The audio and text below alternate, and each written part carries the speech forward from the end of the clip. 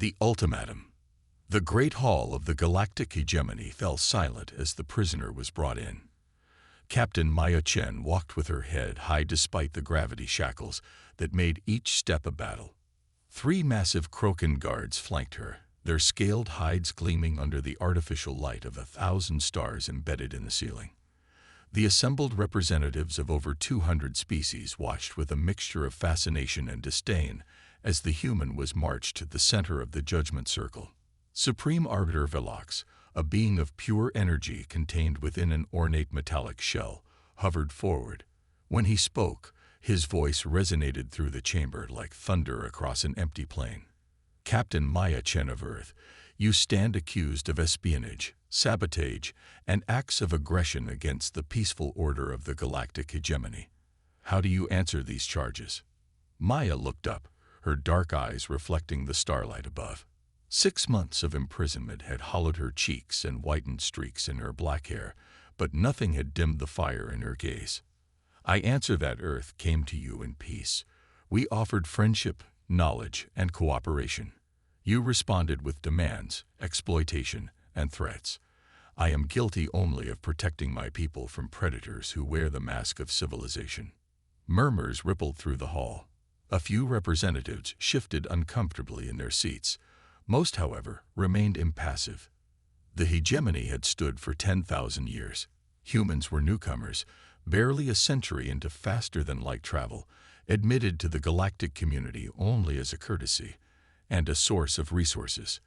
Your infantile species misunderstands its place, Velox replied, the energy within his shell pulsing brighter with annoyance. The hegemony brings order to chaos. Your kind brings chaos to order.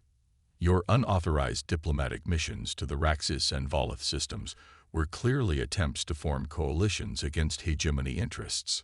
We sought trade partners, not allies for war, Maya countered. The hegemony's monopolies are strangling developing worlds. Earth refused to be another victim. The Arcadian representative, Threll, rose from his seat. His 6 limbs moved in perfect synchronicity as he gestured toward Maya. Let us not waste time with rhetoric. The human governments were warned. Their envoy was caught violating express prohibitions. The sentence is clear under hegemony law. Indeed, Velox agreed. Captain Maya Chen, you are sentenced to neural dissolution. Your consciousness will be harvested for the hegemony archives, your body recycled according to efficiency protocols. Through this, you will finally serve a productive purpose. Maya didn't flinch. Instead, she smiled, a small, knowing curve of her lips that unsettled even the impassive Velox. Supreme Arbiter, I was authorized to deliver a message should the hegemony choose this path. Would you care to hear it before you execute an official representative of Earth? Velox paused, then waved a tendril of energy in assent. Speak your final words, human. Maya raised her voice so it carried to every corner of the vast chamber. For 70 years, humanity has played the part you assigned us. We accepted your limitations, your guidance, your thinly veiled exploitation. We acted appropriately humbled by your technology, suitably impressed by your history. But make no mistake, we were watching, learning, preparing. She looked around the chamber, meeting the compound eyes, sensory stalks, and perception organs of dozens of alien species. Earth's message is simple. Return me alive within 24 standard hours, or the hegemony will discover what humanity is truly capable of. Laughter erupted from several sections of the assembly. The Trill delegation's translator converted their chittering sounds into standard speech. The arrogance.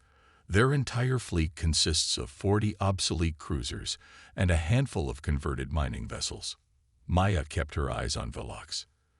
24 hours, Arbiter, not 1 minute more. Velox's energy form pulsed with what might have been amusement. Your species' propensity for dramatic threats is noted, Captain Chen. But the sentence stands. Take her to the dissolution chamber. As the guards moved to seize her arms, Maya spoke one final sentence. Olympus Protocol is now active. Throughout the chamber, The personal communication devices of every representative suddenly activated.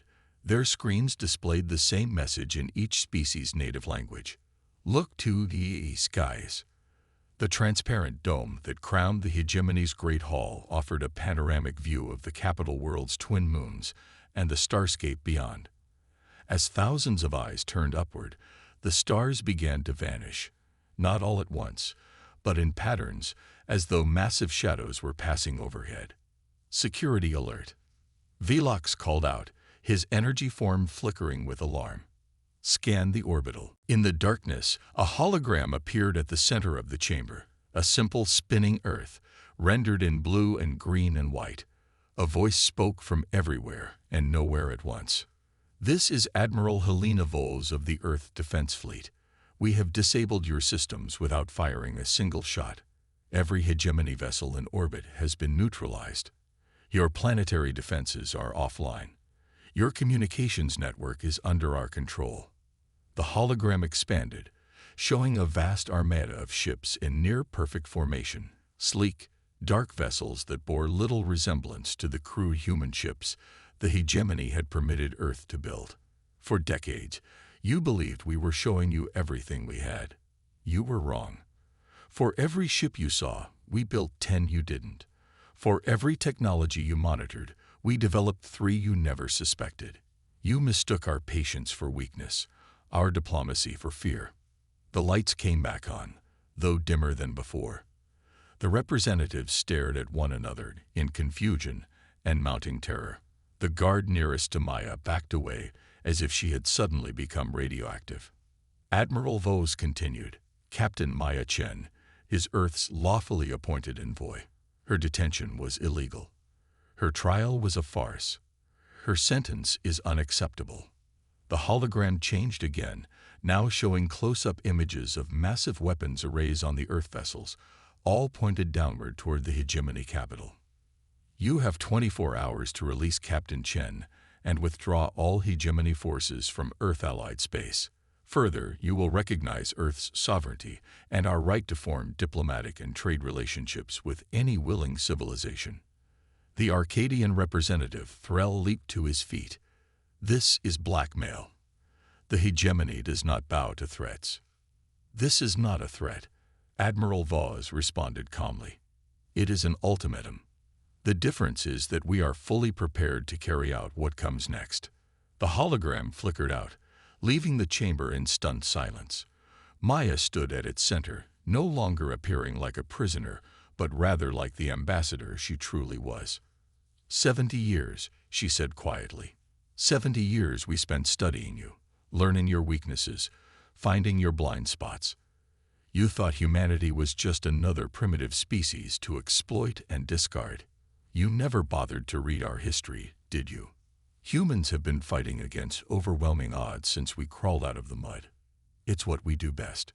Supreme Arbiter Velox's energy form had condensed to a tight, bright point within his shell, a sign of extreme stress. Release the prisoner, he ordered the guards, and summon the High Council immediately. As the gravity shackles fell away from her wrists, Maya rubbed the circulation back into her hands. A wise decision. Arbiter, perhaps there's hope for diplomacy after all. Outside the Great Hall, the assembled representatives could see the massive human vessels through the transparent dome, hanging in the sky like dark gods of war. Earth, the supposedly minor player in galactic politics, had just changed the rules of the game. In the emergency session that followed, the High Council of the Hegemony faced an uncomfortable truth. Humans had outmaneuvered them at every turn. While presenting a face of compliance and technological inferiority to the galaxy, Earth had been building, planning, and waiting for the inevitable moment when the hegemony would overreach.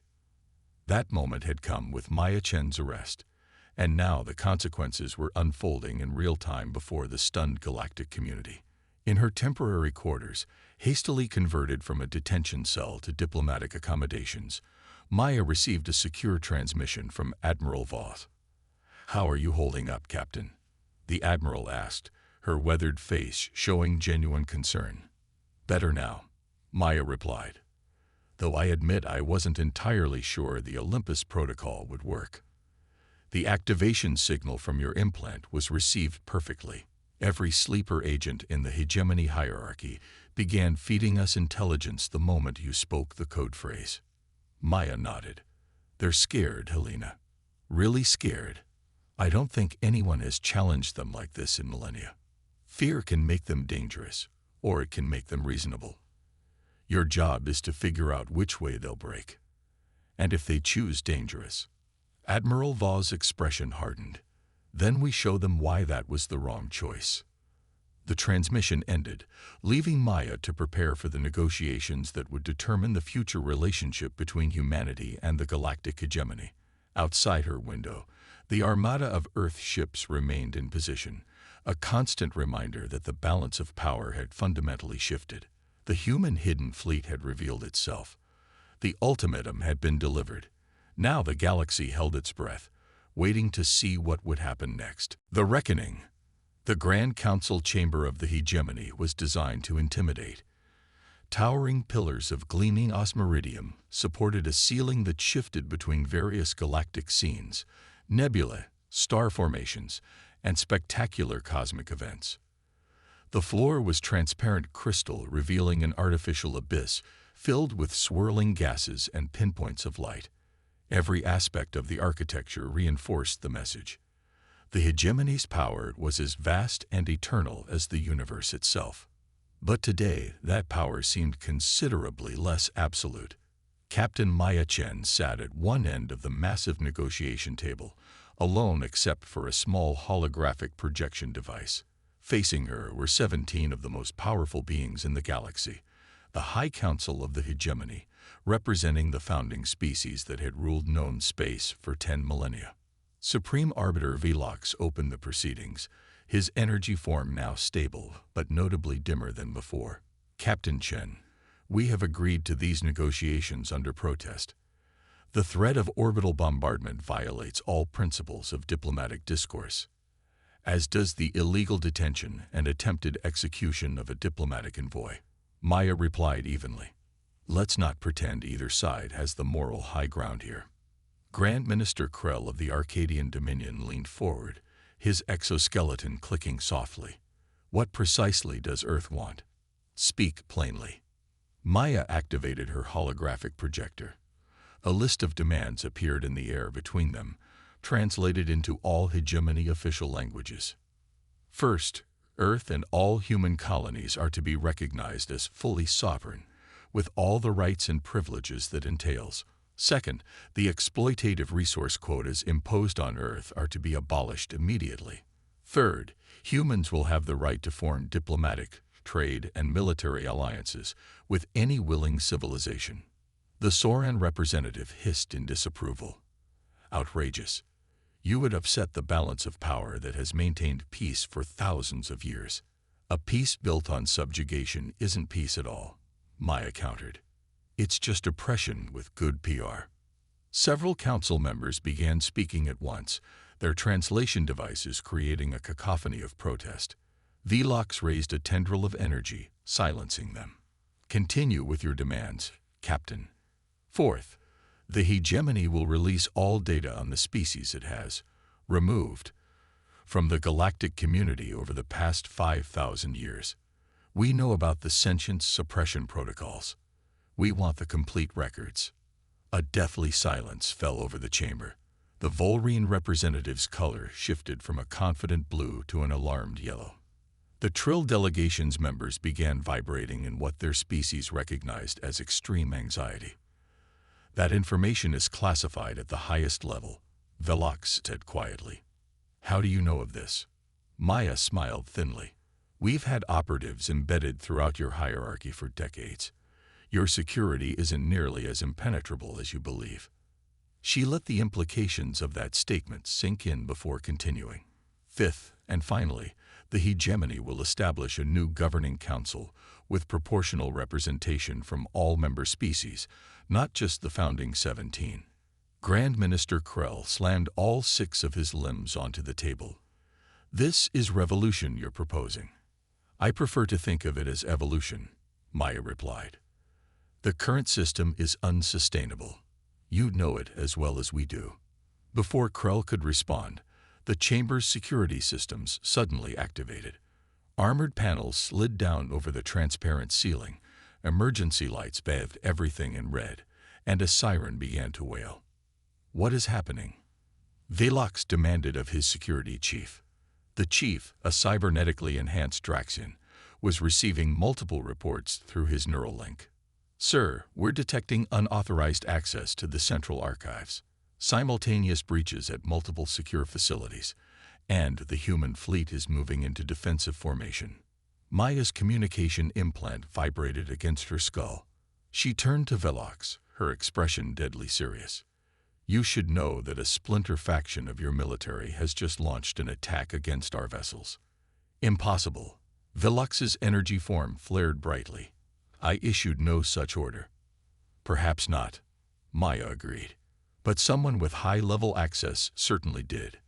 On cue, her holographic projector displayed a real-time feed from orbit. Several hegemony battlecruisers had broken formation and were advancing on the human fleet, weapons charging. I suggest you countermand that order immediately, Maya said. Our defense systems are set to automatic response. If those ships fire, what happens next won't be pleasant for anyone. Velox turned to his communication specialist. Broadcast on all military channels. Stand down immediately. This is a direct order from Supreme Arbiter Velox. But it was too late. The lead hegemony cruiser fired a concentrated plasma burst at the nearest human vessel.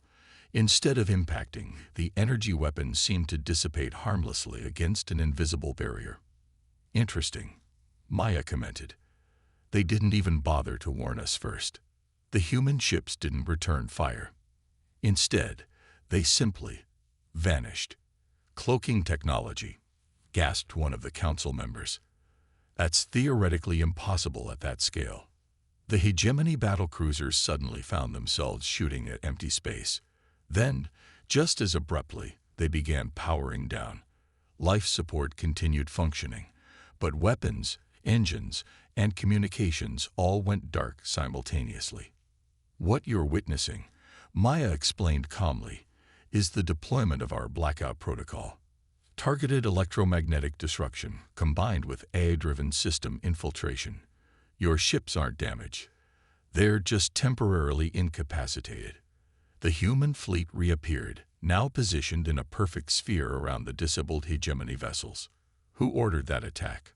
Maya asked, her voice hard as titanium.